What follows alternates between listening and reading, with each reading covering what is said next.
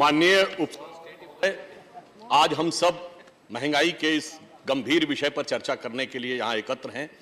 विगत कई दिनों के उग्र वाक युद्ध के बाद आज यह चर्चा हो रही है और चर्चा के दौरान भी हमने देखा कि विपक्ष के कई सदस्यों का बड़ा आक्रोश, आवेग और नयन सुख की कथा सभी चीजें व्यक्त की गईं।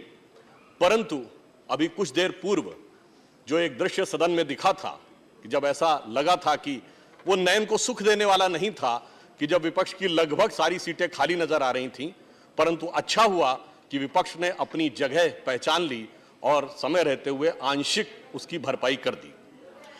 अब मैं यह कहना चाहता हूं, विषय पे आ रहा हूं, विषय सुनने वालों के मन में विषय के प्रति कितना अगाध स्नेह था ये उनके उस कार्य से दिख रहा था। अब मैं विषय पे आता हूं।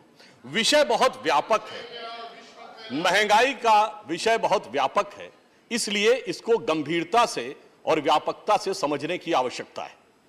आज यह बताया जा रहा है कि महंगाई बहुत गंभीर स्थिति में है, परंतु मैं अभी याद दिलाना चाहता हूं कि 2019 का लोकसभा चुनाव एकमात्र ऐसा चुनाव था जिसमें महंगाई मुद्दा नहीं था, और 2004 का लोकसभा चुनाव छोड़ दें, अन्यथा हर चुनाव में महंगाई मुद्दा होता था।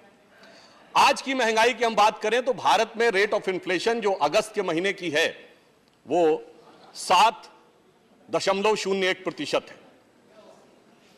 अब यदि हमें महंगाई को पूरी तरह समझना है तो थोड़ा इसको व्यापक रूप से समझना होगा। मैं अपने विपक्ष के सदस्यों से कहूंगा कि वो जरा इस बात पर मुलाहिजा फरमाएंगे कि इस समय विश्व में महंगाई की दर में इटली में 7.9% है, जर्मनी में 7.5% है, कनाडा में 8.1% है, यूरोपियन यूनियन में 8.9% है, यूएन में 9 सोर्स के साथ बोलूंगा, बिल्कुल जर्मनी में, यूएस में 9.1%, ब्रिटेन में 9.4%, Why are you wasting your energies?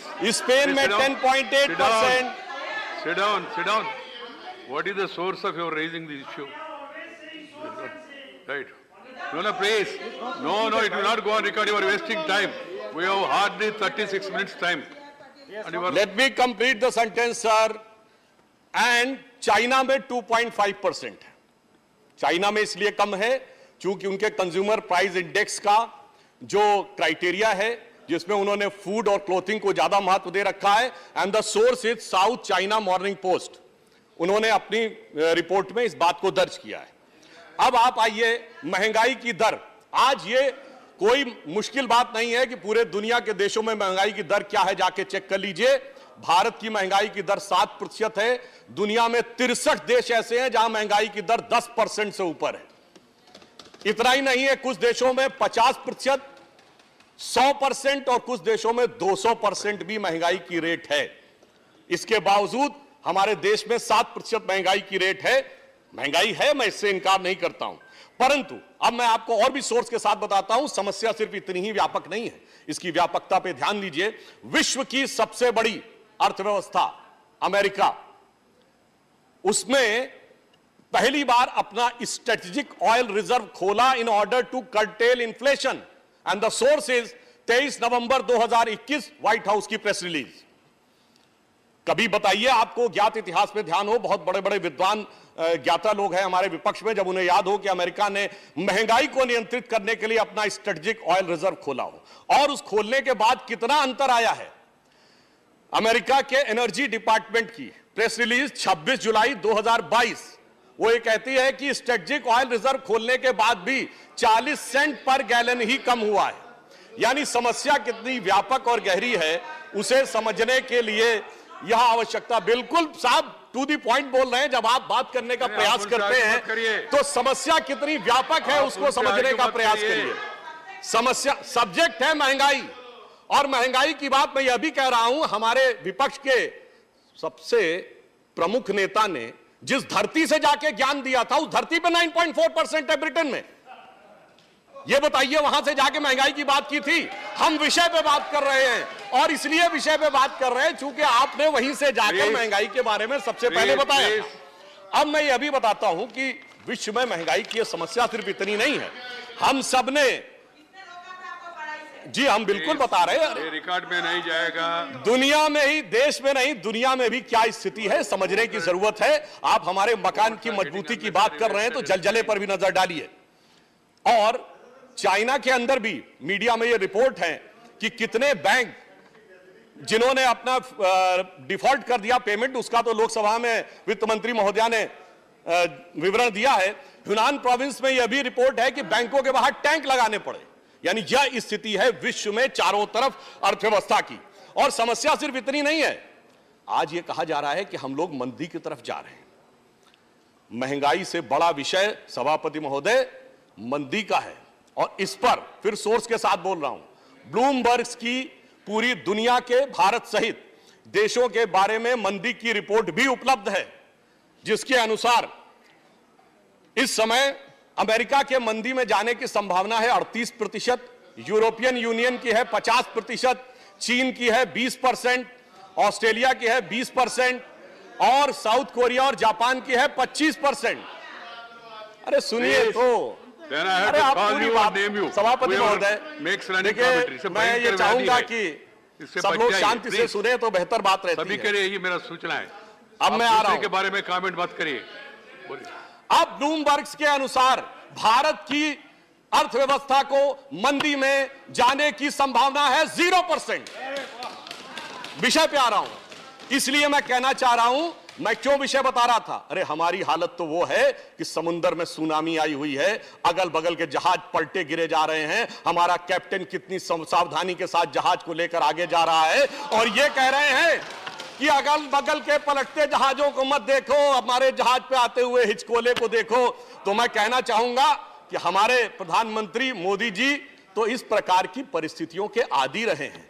विपक्ष चाहे जितनी भी कांटे बिछाता रहे और कितनी विपरीत परिस्थितियां हो, मैं उनके लिए एक पंक्ति कहना चाहूंगा कि वह पथ क्या, पथिक कुशलता क्या, जो पथ में बिखरे शूल ना हो, और नाविक की धैर्य परीक्षा क्या, जो धाराएं प्रतिकूल ना हो। तो इस प्रतिकूल धारा में हम अपनी अर्थव्यवस्था को कैसे ले जा रहे हैं। अब अगली बात आती है, डॉलर के मुकाबले रुपए की वैल्यू कम हो रही है। डॉलर के मुकाबले रुपए की वैल्यू क्यों कम हो रही है और वास्तविकता में रुपए की स्थिति क्या है, यह भी मैं आपको बताना चाहता हूं कि इस समय प्रकाश जी ने इस विषय का थोड़ा सा जिक्र किया कि चाइना की करेंसी के मुकाबले रुपया स्थिर है, येन के मुकाबले रुपया बेहतर हुआ है, स्टर्लिंग पाउंड के मुकाबले स्थिर है और यूरो के मुकाबले थोड़ा इंप्रूव किया है। तो सिर्फ अमेरिका केंद्रित मानसिकता से थोड़ा बाहर आइए और उसके बाद भी आपको दिखेगा कि वास्तविकता क्या है। और अमेरिका में भी डॉलर के मुकाबले हमारी रुपए की वैल्यू क्यों कम हो रही है, क्योंकि अमेरिका अपने डॉलर के मूल्य बढ़ा रहा है। मैं फिर कोट कर रहा हूं, 27 जुलाई 2022 सीएनबीसी की रिलीज, वो कहता है federal reserve hike the interest rate by 0.7% points for second consecutive term in order to contain inflation. वो अपनी महंगाई को बचाने के लिए लगातार दूसरी बार 0.7% पॉइंट की बढ़ोतरी कर रहे हैं। इस कारण से डॉलर के मूल्य में आपको यह अंतर नजर आ रहा है। इसीलिए येन हो या यूरो हो या स्टर्लिंग हो, वो अंतर नहीं नजर आता है। अब भारत में हमने क्या किया, मोदी जी के नेतृत्व में निर्मला जी जो काम कर रही हैं, हमारी स्थिति क्यों बेहतर है उसका भी मैं कारण बताना चाहता हूं। कारण यह है कि हमारे यहां महंगाई और विकास दर दोनों संतुलित इसलिए हैं कि हम विश्व की बड़ी अर्थव्यवस्थाओं में एकमात्र बड़ी अर्थव्यवस्था है जिसका डेट टू जीडीपी रेशियो सबसे कम है। बाकी सभी अर्थव्यवस्थाओं का डेट टू जीडीपी रेशियो 100% से ऊपर।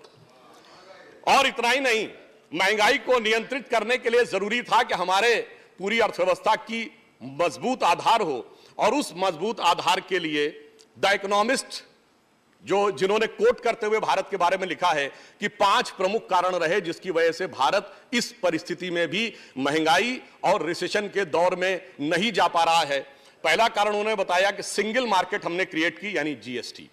दूसरा बताया गया कि expansion of industry but with a shift towards renewable energy, और सोलर एनर्जी से लेकर हाइड्रोजन एनर्जी तक के लिए क्या हो रहा है वो हमें सबको पता है। फिर moving from supply chains away from China, क्योंकि आज चीन के अंदर जो हो रहा है उस कारण से तमाम प्रोडक्ट्स की सप्लाई चेन पे प्रभाव पड़ रहा है। दुनिया के अन्य देश प्रभावित हो रहे हैं, परंतु भारत ने उससे अपने को बचाने में सफलता हासिल की है। And the prominent use of IT, जो हमने आईटी का यूज किया है, जनधन मोबाइल, इस कारण से भी काफी हद तक गतिशीलता बनी हुई है। And the high welfare society, इस विपरीत परिस्थितियों में गरीबों को किस प्रकार से जन कल्याणकारी योजनाएं चलानी चाहिए, वो उस कारण से भी हमारी स्थिति अच्छी है। और इसीलिए जो इंटरनेशनल इकोनॉमिक रेजिलियंस की रैंक में हमारी रैंक बढ़ने के बारे में भविष्यवाणी की गई है कि भारत अब हो सकता है कि जर्मनी और कनाडा के बाद सबसे बेहतर इंटरनेशनल इकोनॉमिक रेजिलियंस की दृष्टि से सेकंड रैंक पर पहुंचने की संभावना है। और इस कारण से क्या है, रामसू जी आपका टाइम समाप्त हो रहा है। मुझे तो 15 मिनट बताया गया, नहीं, बताया हमको 10 मिनट्स इसमें दिया। तो मैं अपने प्लीज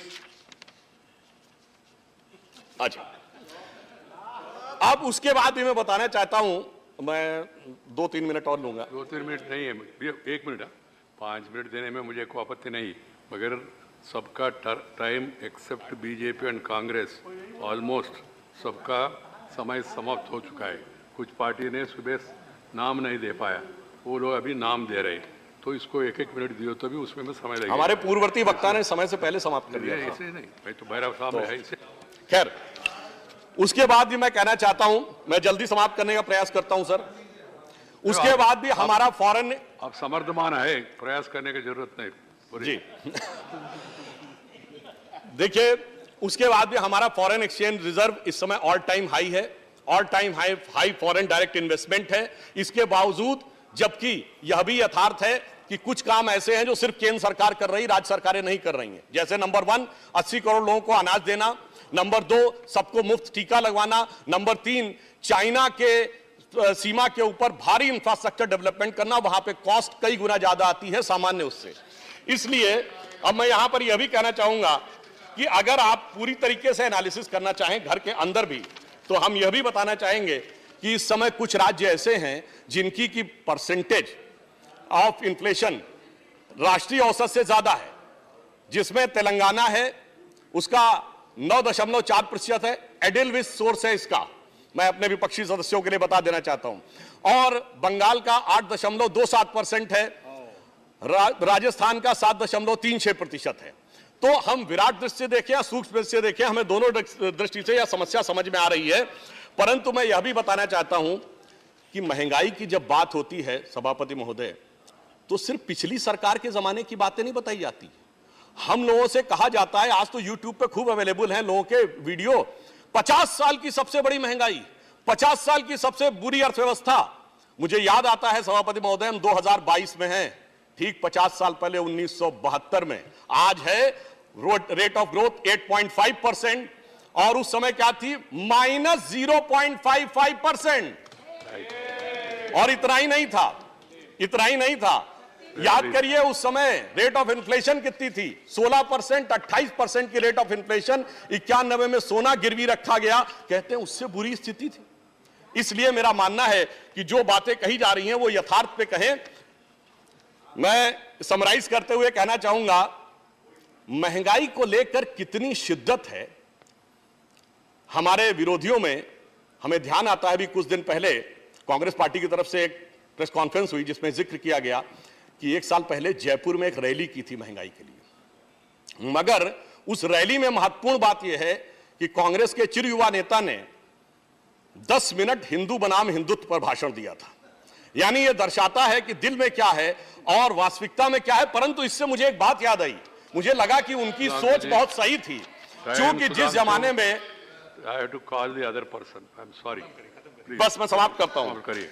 बस 2 लाइनें समाप्त कर रहा हूं। जिस जमाने में, याद करिए, जब उनकी सरकार थी तो रेट ऑफ ग्रोथ 2% थी, जिसको मजाक बनाया जाता था, हम लोगों का कहा जाता था ये 2% हिंदू ग्रोथ रेट है, और अब 8.5% है, ये हिंदुत्व की ग्रोथ रेट है। इसलिए ये अंतर है, जिनको नहीं समझ में आता था उनसे अब तक। और अंत में मैं सिर्फ ये कहना चाहूंगा कि तुलनात्मक दृष्टि से बहुत सारे आंकड़े थे, उसमें ना जाते हुए, हां, शक्ति सिंह जी ने कहा ईमानदारी से स्वीकार करिए कि महंगाई है। हम कहते हैं हां बिल्कुल है जनाब, मगर इस समय चमन में बाहर का नहीं खिजा का माहौल है। इसके बावजूद हमारे माली ने जिस ढंग से सींचने का प्रयास किया है, और आपने जो किया था, ये पंक्ति कहते हुए समाप्त करता हूं, महंगाई को लेकर जो थोड़ा कष्ट हो रहा है जनता का, उसके प्रति संवेदना व्यक्त करते हुए मैं कह रहा हूं, सुनिए सुनिए, चमन को सींचने में पत्तियां कुछ गिर गई होंगी, यही इल्जाम हम पर लग रहा है बेवफाई का, मगर कलियों को जिसने रौंद डाला अपने हाथों से, वही दावा करे हैं अब चमन की रहनुमाई का। धन्यवाद।